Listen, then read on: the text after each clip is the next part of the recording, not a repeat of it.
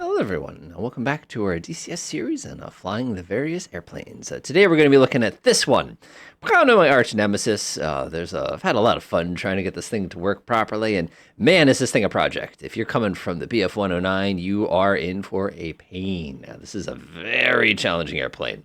This, of course, is the FW190 Alpha. So this is a little different than our buddy over with the BF109, but there's a couple of things that I actually really appreciate about the actual design of the aircraft, more so than the actual giddy up, let's go of the aircraft. And we'll take a look at those. First things first, this cockpit's nice. It's very simple. All the critical instrumentation is in a nice little row around you. All the big scary engine stuff is all covered neatly, so you don't have to stress about it. The throttle system is really nice and easy to use. The radios are all nice and organized. These little thin metal panels are, like I said, really nice. And like everything about it is, it definitely was engineered for the purposes of this. It's not to say the other one was not engineered. It's just to say this one specifically, you can tell they had time to work these problems out before they just sort of went on it. So let's go ahead and get this thing started. First things first, I'm going to go crank the oxygen valve all the way on. You want to make sure you're breathing. I don't know why that's a big deal for some people, but I guess it is. And now what we're going to do is we're going to open up this panel, and here's our circuit breakers. Isn't it cool? They're covered for once. And it's pretty neat here. You just pop the switches. You got your generator switch. You got your battery switch. You have your IFF. This is your ignition. You need that. Your pitot heating on. Closed heating. Oh, I don't need that. Let's see here. Closed heating. Don't need that. Cabin illumination. Don't need that. Nav lights. I'll take those. Instruments. I'll take those. Gun sight. Yeah, I'll take those. Let's see. Drop ordnance and optional armament. Don't need that. Whoops. Don't worry about that. That's something we'll deal with in a minute. So coming back here, we have our next set of switches. Again, super simple. We have ourselves the, don't push that one. We have ourselves the undercarriage controls. They're a little weird in this plane, by the way. We have ourselves the switch right here, which is our repeater compass. A little awkward. You'll see what I mean when we have to set it. Motor generator, we definitely need that. Artificial horizon, stabilizer trim, pitch controls, we're going to need that. Pitch drive, we're going to need that. Landing flaps, going to need that. Undercarriage drives, and of course the radio, we need that as well. Go ahead and close this sucker up. These guys right here are your armament switches. You can turn those all on if you need. Again, we can turn them on. Doesn't matter. I'm not going to pull the trigger on the ground a lot. Coming over here, of course, this is all the crafts pumping. These are all the kind of fuel pumps. Now, the way these things are labeled is basically what you're using them for. So if you take a look at the first one right here, this is auxiliary, don't need that. Drop fuel, we don't have any. Aft fuel tank, we need that. Fore fuel tank, we need that. And of course, external power, we don't need. So that's it on that side. Like I said, it's that simple. Like I said, this is a nice plane. They really did a good job on coming up with ways to simplify it. Swinging over on this side, we're going to go snap the magnetos to the both position. You'll notice here's our little governor here. We were forgetting about that a lot on the Focke-Wulf. No wonder it was flying so smoothly. The other thing we want to double check too while we're doing this is see our throttle, how it's not in the start position. That's just kind of one of those little things that's like, oh, they decided to do it differently in this plane. So if you pop up here real quick and can adjust controls, and if you type in start, you can see start from a little bit earlier there. Throttle to start, you can see it's right out home. So I'm going to press Alt home, and you can see it pops it into the drive position, which is really handy for us. Swinging over here, don't worry about that one. That one's for the starter. Here's our fuel switch. We can go grab that and crank that up. Notice our fuel pressure comes up automatically. Yay! That's so nice. Like I said, they did such a good job on this one. And that's it. We're ready to start, which is, I love airplanes that are like this. It's easier than 172. Oh my gosh. So what we're going to do to start this thing is super duper fun. We start ourselves. So there's this little cover. Now this is a 2-position switch. When you push it down, it's going to arm the basically inertial starter. And then when you push it up, it's going to engage the clutch. So what I'm going to do is I'm going to take my throttle. I'm going to crack it a little tiny bit. You don't need a lot here. And the other thing we're going to do too is we're going to open up our radiator flaps, which is this little handle here. Yes, that's right in the middle of everywhere. And if you actually look on the outside, it's kind of cool. Look right on the side. See the little doors that open and close? Just kind of neat. You're not going to mess with those too much in this airplane. It's just pretty easy as far as radials go. So other than that, we're ready to go. So we're going to go take our little handy dandy inertial. We're going to push it.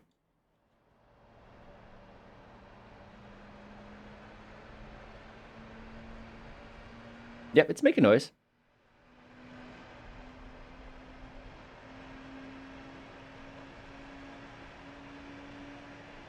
Yep, 25 seconds.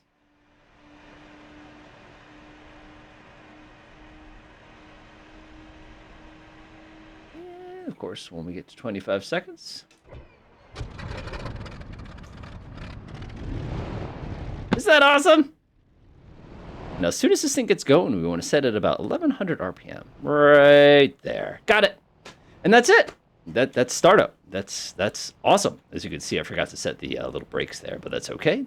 That's all it takes. And the funny thing too is when you move on to this other airplane, the Dora model of this, which is a little bit later on, it's the same startup procedure. The switches have moved around a little bit, but other than that, it's kind of the name.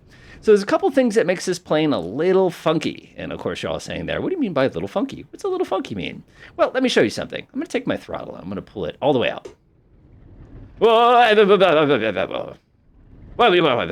Do you see that massive vibration there? That's not healthy. And one of the problems we're going to have during approach with this aircraft is basically competing with that because it's going to want to kind of play with us. Another problem we have here, let me go ahead and slam these closed here, is our temperature gauge, this little red one. We're really not supposed to go anywhere until this gets to 25. And you can see right now, we're sitting there pretty cold at about 10 degrees on the Celsius scale. Obviously, if it's wicked cold outside, this can get pretty nasty on us. Again, something we have to be kind of mindful of. Usually during this process, of course, you're kind of running around, you get on the last minute switches here. You can see my radio's on. It's all the way up to full volume. We have the ability to change the channel with this handy little switch. I like how it's Fern. Nah. I don't know why, but I find stuff like that so funny. Another thing we want to pay attention to is if you come down here, do you see that our lovely landing gear switch is this big thing, a sign? You want to flip that out of the way, otherwise you can't put up your landing gear. The other thing I'm going to do too is I'm going to go ahead and click this thing to start. And what that's going to do is it's going to set our flaps, which you can look at the back. It's got that little gauge on it. See them go? And that's going to give us our takeoff flaps here. You don't need a ton of flaps. These are the old school split flaps here. And because of that, you don't need a lot of them for takeoff. If you try to use a lot, you just have a lot of drag and it'll be absolutely miserable as far as trying to get this thing in the air. But you definitely want to uncover that little switch that's designed there. Otherwise, you're going to be a little disappointed when you try to get this thing in the air. Of course, what the manual would tell you to do at this point was not this. They would definitely tell you not to come over here and press the buttons to go ahead and activate your cannons. They'd say don't do that, and especially because you just turned bright red. So let us know this thing's ready to fire. We're not supposed to do that on the ground for obvious reasons. But one thing we want to do during warm-up, again, keep it over 1100 RPM, but don't let it get too high. That's the best way to say it. This is definitely a pre-war engine. It's kind of like the I-16 in that sense, and it's a little tricky. It's a little tricky. And I'm just coming over here and double checking to make sure all my switches are in the right position. We're going to take a look at our fuel, and then we're going to start taxing this sucker. Now, taxiing this airplane is a little different. The way this works is really simple. If you don't touch your stick, like right now I'm not touching my stick, what'll happen, of course, I have no brakes if I let go of my stick. This aircraft will have a freewheeling taxi wheel. If you pull the stick towards you, it locks the stick. Let me show you what I mean. So I'm going to let go real quickly. I'm going to give us just a tiny little bit of power here. And again, see that? Now if I kick my left foot, notice it starts gently. But now watch what happens if I tap the brake here. I would expect the whole aircraft. Oh, see, I'm being too gentle. I've had too much practice with this thing now. But if I go ahead and tap the brake, there it goes. You see how it kind of snapped in a tight turn there? That's because the tail wheel is not locked. Now let's line ourselves up, and I'm going to pull the stick towards me. I'm going to kick the left brake. Do you see how it had to lift the wheel off the ground for the purposes of spinning me around? It's a little different.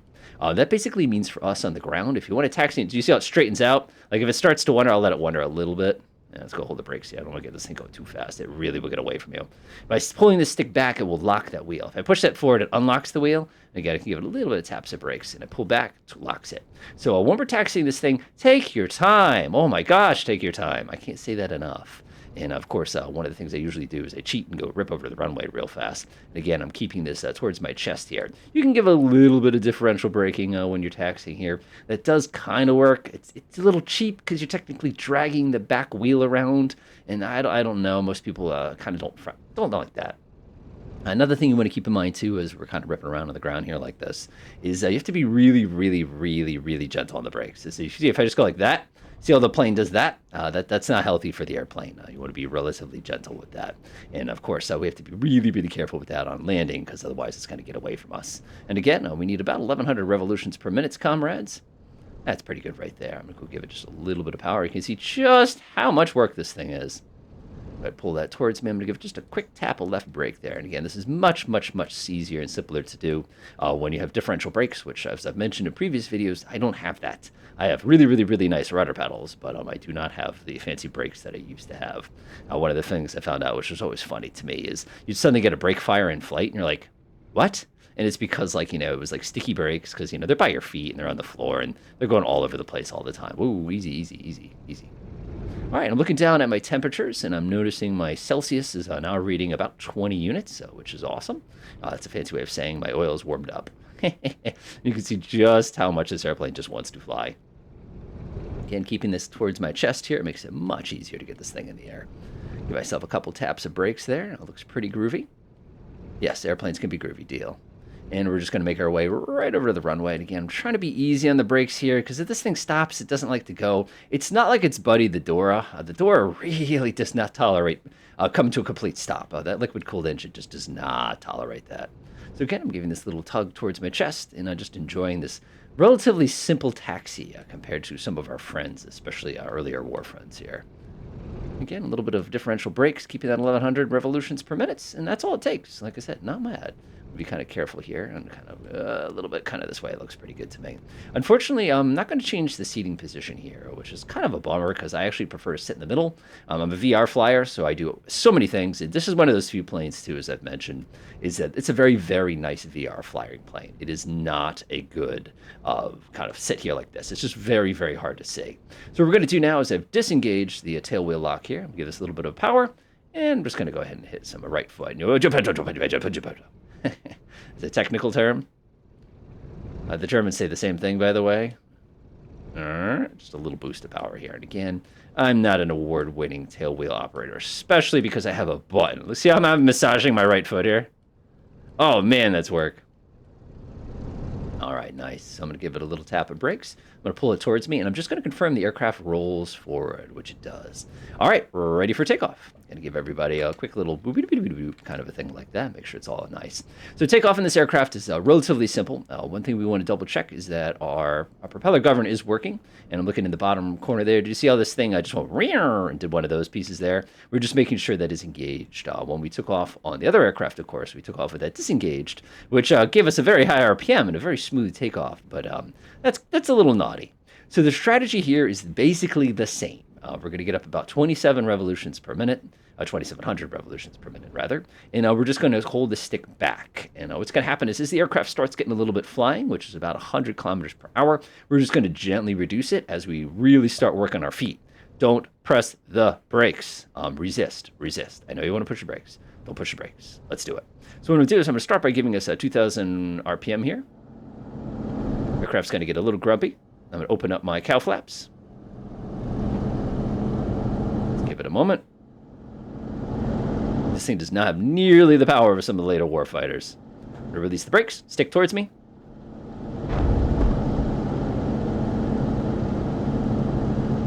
And you can see how it's kind of going all over the place. Whoops, sorry about that. All right, let's do it. Wait for the supercharger to catch up. There we go. Here's about 100. I'm going to let the nose come back a little bit. And we're just going to fly off the runway. You're going to push forward just a little bit towards the end here. Looks good so far. Whoop. And up we go. Nice. Got it. You're up. Hate this seating position. I hate it. We're going to go pop our flaps to the regular position. The aircraft's going to get a little sinky. And as soon as we're satisfied, we're going to back the RPM up to about 2,400 revolutions per minute. Again, the supercharger is going to have to run away on you, but you can see in my bottom right corner that right around that number 25 or right on the top of the yellow. And now we're good to climb. And that's it. You can see my aircraft is all nice and cleaned up. You can see that our performance is looking pretty darn good. Our temperature is looking really awesome. Man, those temperatures came up fast. One thing I like to do in climb is I like to take my radiators and put them about the half position. You can see they're about that position there. That works pretty well, and then we're going to climb out at about 260 to 270 kilometers per hour. That's going to be a pretty smooth power for us, and then it's really just a matter of monitoring everything.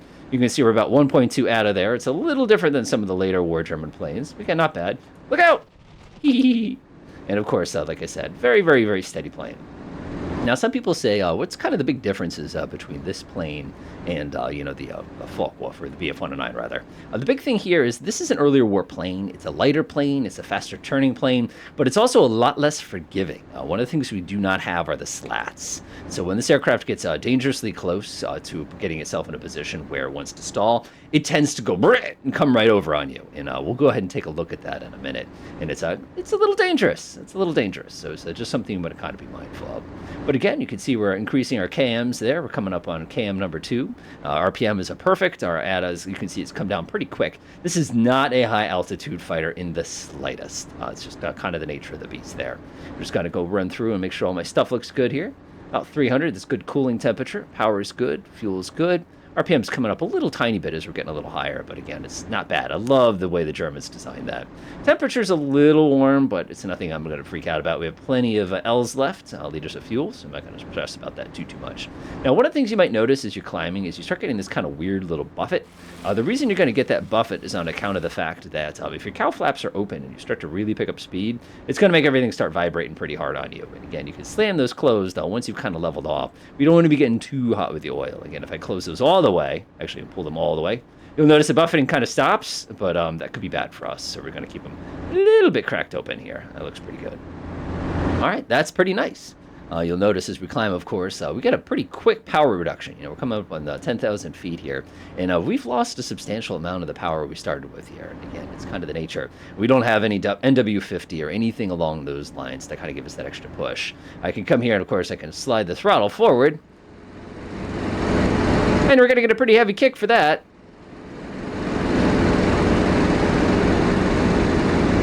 Our poor supercharger did not tolerate that very much. But again, it all depends on what you're trying to achieve and how you're trying to achieve it, kind of a thing like that.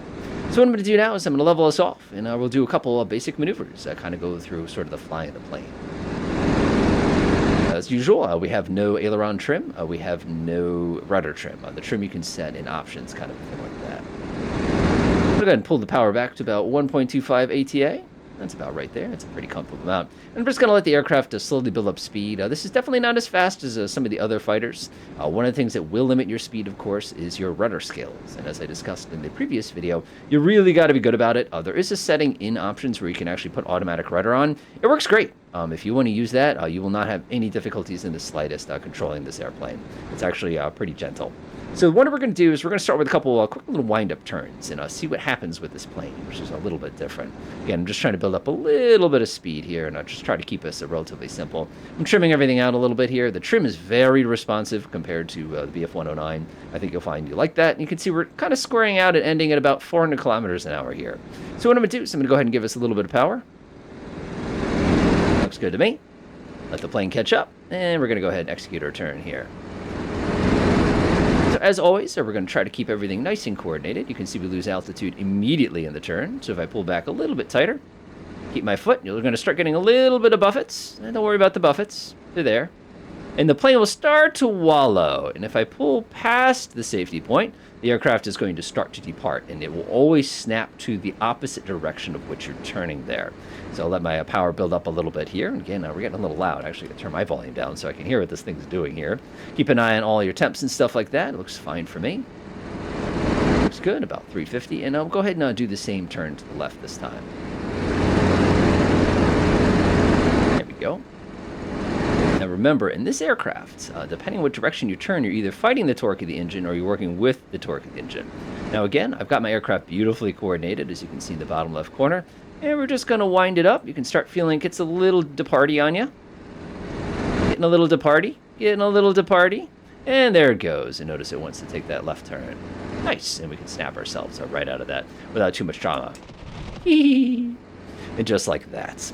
So the other thing we could do, of course, is when people think of vertical maneuvers in this airplane, this aircraft is very capable of vertical maneuvers. You're not going to have that stability the BF109 is going to have in a vertical maneuver. It's going to be a little bit tougher. So what I'm going to do is I'm going to go ahead and increase my power just a little bit. There we go. Give it a minute to catch up. Again, we're not on supercharger speed 2 or anything here. We're on just the regular. There we go. We're going to push the nose down, and we're going to accumulate about 450 Ks. And we're going to go ahead and start a maneuver here.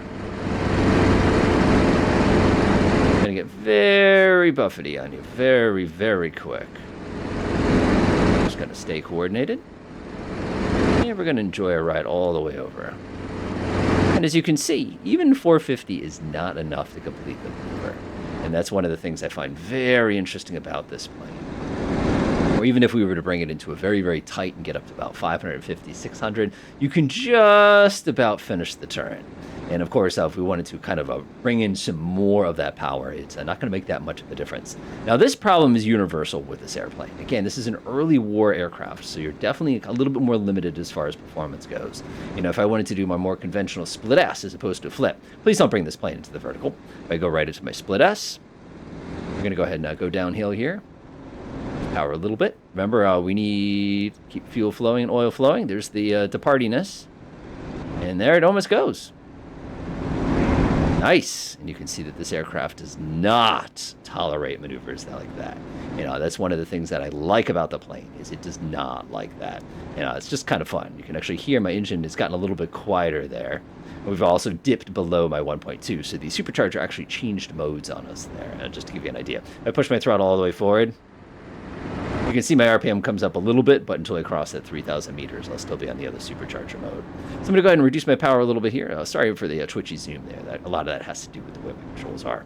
So as you can see, this aircraft is not quite the same. You know, it requires much, much higher speeds to achieve the same thing. You know, that's kind of, like I said, the nature.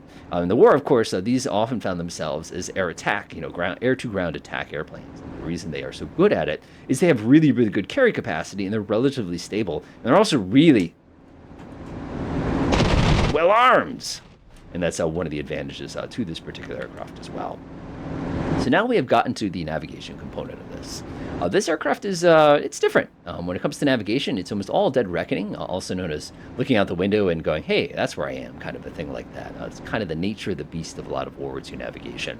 And looking around, of course, I'm just taking a quick peek left, taking a quick peek right. There's my map, and I can see that our test range base is located just west of us. One of the things we do have is we don't have any instruments for receiving things from the ground on here. If somebody wants to guide us into the ground, they would actually have to call us up and say, hey, we'd like you to go ahead and take a left turn or right turn or something along those lines to get us to the ground, which would be an interesting process. Another thing that confuses everybody to death is if you look at my little heading gyro here, you will probably observe that the plane moves, not the outside of the gyro. It's just a little bit different in that regard. So one of the things we're doing is we're going to be landing at Tonopah today, and I can see here my runway is going to be runway 32. So one of the things you can actually do is you can come in here and you can dial this into 32. And the reason this is so useful is I can see right now that I'm clearly square of the runway. And if I pull myself a little bit to the left here, go through this nice little cloud cover, and remember that instrument will not work unless we're level. There we go, and you can now see we're now perpendicular, more or less. So we're about a 30 heading there. And if I look out the window, you can actually see that's about what we are. And again, keep in mind, we're going to be limited to whatever the gyro is set to. So you can even see it start to wander every time we take a turn, just to make things more fun. Like I said, that's what I love about old school airplanes. I'll give myself a couple taps of trim, and we're going to enjoy a nice, relaxing kind of cruise over to Tonopah here. Now, landing this plane is probably 100 times harder than the previous airplane, VF-109. The reason for this, of course, is our tailwheel lock, we have to pull back to engage. Item 2 is very, very difficult to get it stable. When we're coming in for approach here, it tends to kind of wander all over the place. Notice, by the way, after setting the radiators, I haven't had to set them again. That's kind of the nature of that beast there. Come a little bit to my right here, start kind of drifting. I really wish DCS made it a little bit easier to kind of configure how we want those kind of views to be. Something that Flight Sim does a slightly better job of. You know, because I really would prefer this to be me looking forward. Oh no, watch out! Which you can see here, now that I've got everything nice and relaxed, at 1.15 ATA, I'm doing about 470 kilometers per hour, so we're moving. And exactly as we predicted, there is our lovely airport, and it's all pretty much looking pretty good for us, and we're going to enjoy our approach. Approach speed on this thing is relatively straightforward. What you're going to do is you're going to get yourself down to about 300 to 270 knots, or knots, that would be nice, that'd be too fast though, between kilometers per hour rather, and you're going to kind of chill there. You're going to start getting the plane nice and dirty at about 240 to 250 kilometers an hour, and then your approach speed is going to be roughly 250-ish. It's really going to be depending. Again, I go as low as 220. You can go theoretically as low as 200, but so much of that is going to come down to how heavy you are. You know, if you have a very, very heavy airplane, it's not going to go well. It's going to be kind of a pain in the butt, actually. What I'm going to do is I'm going to bring my power back. We're going to come down to atmospheric pressure there. That's a 1.0 on the ATA in the bottom right corner there. And we're going to get ready to land this thing. there's a lovely runway right there. Like I said, I wish my head were centered. I really struggle with landing this thing because it's little things that you always kind of take for granted kind of thing. So we're looking here to be about 300 meters up when we start to kind of turn into the traffic pattern. And one other thing that will fascinate you is how heavy the controls will get. You know, you're taking your nice gentle turn here, you know, you come out of it sort of a thing, and everything is just slow. You know, German aircraft of World War II, they didn't have boosted and powered controls. So everything was very, very, very stiff. Made it much more fun, of course, when you're trying to take aggressive maneuvers. But again, that just makes them really, really stable also. So there's our beam, the numbers there. We're ready to start a descent. Again, we're going to do about 5 meters per second, which is about right there. And we're definitely going to start bringing the power back. We've got plenty of power here. We're going to go slam our handy-dandy radiators open. And that's just going to act as a little way to guarantee that our aircraft is ready. Now, a quick little word of advice whenever you're flying any of these things. If you're nice and slow like this and you add power, the whole aircraft twists. You probably have saw that very, very clearly as the whole plane went twisted like that in the air. That's bad for us during approach, and it's one of the most common reasons people spoil the landing. Is because whatever power they were using to get down to the ground, if you suddenly take that out, you will suddenly find yourself in a position where you're twisting all over the sky. So it's just one of those things you have to be careful of. So we're going to go ahead and take our turn here. Now, whereas the BF109 was a plop, this aircraft is the that's a technical term again. It basically refers to the fact you have to really fly the plane. This is not a kind of a hover plane. This is almost like flying like a Mooney, where you have to kind of glide it down into the ground with usually a little bit of power in. Makes up a really big difference as far as performance goes. So I'm going to go ahead and take my turn. We're going to get a little bit of the shakes. That looks fine with me. And there is our runway right off our nose there. Nose up. Going to go ahead and gauge everything. It's going to get nice and buffety on us. Jimmy Buffety. You can see the airplane getting all nice and dirty there. Yeah, just like that. All right, we've got our flap set, and like I was saying before, we're looking for about 210. That's 210 to 220, but it depends on your weight. We're really heavy right now because we didn't burn any of this weight off at all during this flight. I'm just trying to get my head straight. There we go. All right, let's do it. So one of the things you'll notice with this airplane is that when you're coming in for an approach, it's all about speed. You know, if you look at the end of the runway and the runway seems to kind of be getting kind of long like it is now, that just means you're coming in slow. Just add a little bit of power. If you're looking down the runway and you see the runway kind of getting sort of rectangular, that's a good indicator that you have too much power in. And it's just a matter of kind of finding that sweet spot. You can already see that our aircraft is skidding a little bit. Now, part of that, of course, is I'm sitting the right side of the airplane right now, which makes this a little more fun for us. There we go. There's a big old-fashioned black scorched mark, and that's going to be our objective. Trying to hit the ground at about 160. If we come any faster than that, the plane's got to keep on flying. So we're going to slowly start backing power out. Those of you who are familiar with kind of 182s, you know this experience. You start backing the power up, and all of a sudden things get interesting. And again, just like that, we're about 220. Over the fence, about 160. I'm going to pull the power out. I'm leaving about a quarter of power in. Now it's going to come up, and all we're going to do is look on the right. Again, if we float a little bit, that's fine. Nose up. Again, we're just trying to keep that ball nice and centered. Nice. We're going to pull the stick towards us, and we're going to be very, very gentle with the rudder pedals. I can't say this enough. This thing is going to want to dig into the ground and flip you over really bad. When it comes time to hit the brakes, of course, be very ginger on the brakes. You don't want to hit them hard, otherwise you will find that you'll do a really hilarious face plant, which you will do probably the first 10, 20 times that you land this plane. It's kind of fun. As you build yourself quite a bit more proficiency with this airplane, what you're going to start doing, of course, is you're going to be starting experimenting with coming a little bit slower, a little bit slower, a little bit slower. But with a runway of this length, this airplane is just simpler to go ahead and kind of give it a little bit more. So go bring everything up. We'll give it a little bit of power. Again, try to stay at 1100 RPM range there. And as you can see, what an amazing airplane this airplane is. It's definitely does not have the performance of some of its contemporaries, but at the same token, it's still kind of neat. And it's it just requires a different way to approach things. From a ground attack perspective, it's actually really easy to fly. From an air-to-air, it's, as you saw, it definitely wants to come loose on you, and you have to kind of be ready for that. Systems-wise, couldn't be easier. If you don't mind cranking a radiator handle every once in a while, you'll never have any difficulty. Enjoy.